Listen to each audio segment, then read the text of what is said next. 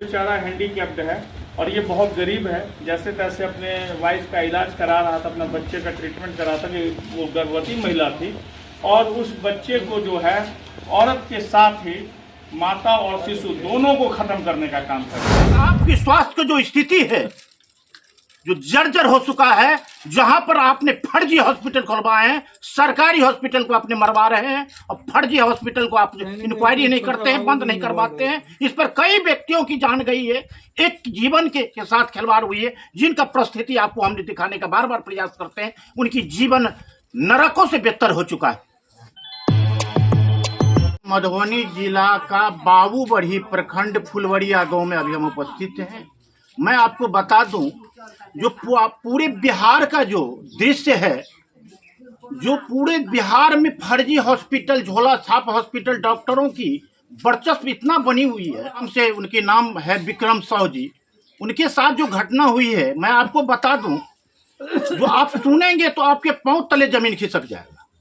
जो पांव से विक्रम जी विकलांग है, दोनों पांव विकलांग है, आप देख सकते हैं। कैमरा के माध्यम से दिखाने का प्रयास करेंगे। जो उनका जो दोनों पांव से विकलांग है, उनके साथ जो घटना किया है, जो शुभ पौली, जो सर्जिकल यानी कि शुभ पौली नर्सिंग होम जयनगर में है। उनकी पत्नी प्रेग्नेंट में थी। किसी न किसी लिंक के द्वारा, दलालों के द्वारा उनकी पत्नी को ले जाया गया। वहां हॉस्पिटल में भर्ती कराने के बाद वो फर्जी हॉस्पिटल ने उनको बरगलाते हुए, मूर्ख आदमी, गरीब आदमी, निसहाय आदमी, जिनका मैं आपको दर्शाता हूं, उनके गांव पर जाकर के हम निरीक्षण करने के लिए अपना बिहार का एक्सप्रेस टीम पहुंचा है। मैं आपको दिखा दूं उनका जो झोपड़ी क्या है, जो अपना झोपड़ी दिखा दे। कैमरामैन से कहेंगे जो उधर कैमरा घुमा करके दिखाएं, जो उनकी झोपड़ी का जो स्थिति है। अब सोच सकते हैं जब उनके पास न एक कट्ठा है, न एक धूड़ है। एक धूड़ जमीन है, सरकारी के नालों में बसा हुआ वो आदमी है। दोनों पांव से विकलांग है। आपको हम दिखा देते हैं। अभी एक गिलास पानी वो पिएंगे, उनके पास कोई सहारा नहीं है। न उनकी माँ है, न बाप है। भाई भैयारी किसका होता है, भाई भैयारी अलग है। लेकिन तो पर भी उनके पास क्या समस्या है, जो मैं आगे की ओर ले जाऊंगा। जो यहाँ के जो डॉक्टर जो है, जो शुभ पौली जो नर्सिंग होम है, शुभ पौलिक क्लिनिक जयनगर के अंदर, उनके साथ कितनी बड़ी अन्याय किया है, जिसमें हमारे माननीय समाज सेवी मनोज कुमार झा जी ने आकर के उनको निरीक्षण करते हुए उन परिजनों से मुलाकात की और कई बिंदुओं पर ने बात की और सभी को उनको समझाते बुझाते, उनकी सांत्वना करते हुए जयनगर जाकर के थाना पर ने जाकर के उन्हें एफआईआर करवाया। एफआईआर करने के बाद जब हॉस्पिटल का निरीक्षण होता है, तब वो हॉस्पिटल बंद पाया जाता है, उसमें ताला लटका हुआ मिलता है। लेकिन उससे पहले मैं जानना चाहूंगा, जो विक्रम साहू जी हमारे बगल में बैठे हुए हैं, जो विकलांग है, अपने जिंदगी से हार चुके हैं। वो एक तो प्राकृतिक का देन है जो उनकी जिंदगी से हरा दिया है, दूसरा मानव का भी आज चक्कर उनके ऊपर में पड़ा है। जो मैं आपको बता दूं, जो अभी विक्रम जी मेरे पास साथ उपलब्ध मौजूद है, मैं आपसे बात करूंगा। सबसे पहले विक्रम जी, आपके पास क्या कैसे घटना हुई, कहाँ हुआ? मैं जब जयनगर गया, वहाँ पे डॉक्टरों ने मुझे बताया कि ठीक है, आपका सब कुछ ठीक रहेगा। इसके बाद में ऑपरेशन के दौरान में बच्चा भी सही निकला। उसको बच्चा को एससीओ में भर्ती कर दिया गया सर। इसके बाद में हमने उनसे पूछे कि मरीज बोल क्यों नहीं रहा है, तो बोला कि ठीक है, ब्लड की कमी है, ब्लड आएगा तो ब्लड चढ़ाएंगे, पैसा का व्यवस्था करो। हमने सुबह होकर के पैसा दिए। इसके बाद में ब्लड मंगवाया गया और ब्लड चढ़ने के बावजूद भी हम उनसे पूछे कि सर मरीज बोल क्यों नहीं रहा है, उसको बुखार लगा हुआ है, उसको पैर फूल रहा है। तो उसने बताया कि 48 घंटे के बाद में बोलेंगे, तब तक अपना काम हम लोग कर रहे हैं। हम बोले कि सर नहीं हो पा रहा है, तो पर हमें बताइए कि हमको कहाँ क्या करना है, नहीं करना है, तो तुम पैसा का व्यवस्था करो, तुम्हारा मरीज ठीक रहेगा, बच्चा नहीं बचेगा।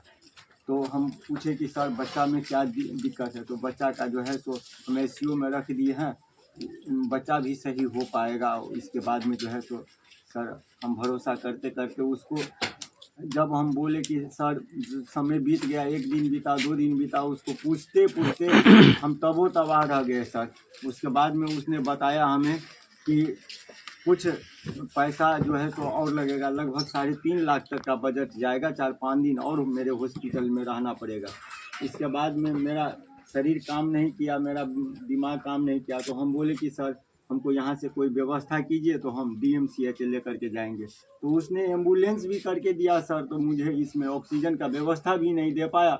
और उस दिन 11:04 में 9 तारीख की सुबह में 11:04 में हमें 11,000 रुपया लिया गया और ब्लड मंगवाया गया। कितने समय में 7:30 बजे रात में ब्लड मंगवाया और बोल रहा है कि मैचिंग नहीं किया, कल होकर के हम ब्लड चढ़ाएंगे। लेकिन मेरा शरीर नहीं काम किया सर, हम ले करके उससे भाग गए। फिर एम्बुलेंस वाला हम नर्सिंग होम में वहाँ DMCH में भर्ती पेशेंट को लेकर के डॉक्टरों ने मुझे कुछ जाँच दिए कि दवाइयाँ बाहर से मंगवाओ। हम लोग दवा की फिराक में लगे थे। उधर एम्बुलेंस वाला बोल रहा है कि पैसा दो, एम्बुलेंस का पैसा दो, तुम्हारा जो हो, हम कुछ नहीं जानेंगे। एम्बुलेंस वाले ने आपसे कितने पैसा लिया? 2700 रुपये लिए सर। 2700 रुपये। एम्बुलेंस प्राइवेट था, वह हॉस्पिटल की एम्बुलेंस थी और कहीं पर सरकारी एम्बुलेंस थी? नहीं, डॉक्टरों ने मुझे करके दिया था। डॉक्टर ने करके दिया जी। डॉक्टर का नाम क्या है? सुजीत कुमार।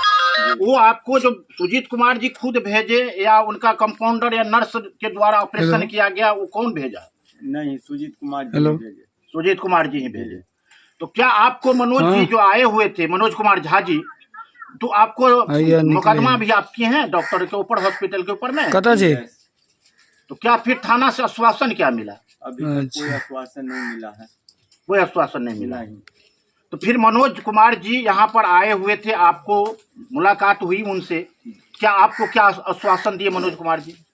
बोले कि हम न्याय दिला करके रहेंगे, जहाँ तक होगा हम आपके साथ रहेंगे।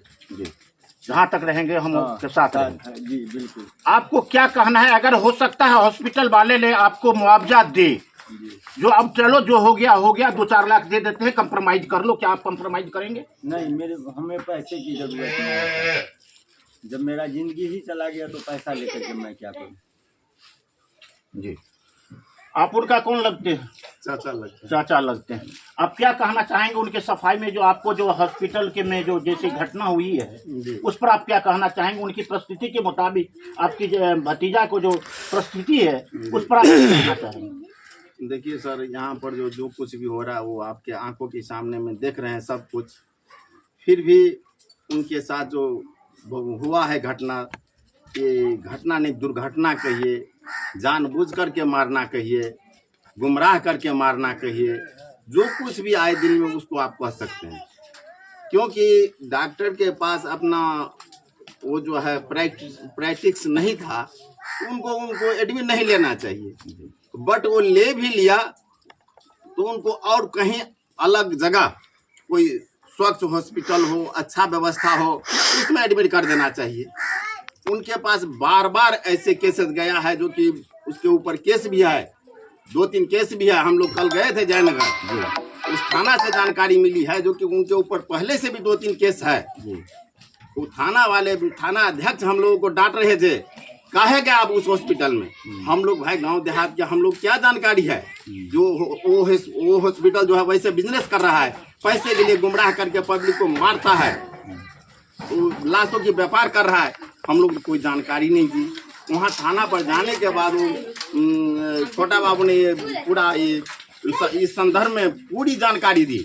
इसमें कहीं ना कहीं छोटा बाबू भी इन्वॉल्व है इस चीज़ में, कहीं ना कहीं छोटा बाबू भी इन्वॉल्व है, क्योंकि हम लोग को इतना भगा रहा था मनोज बाबू की। तो मनोज बाबू ने हम लोगों को इतना आश्वासन दिया है, हम आप लोगों के साथ है।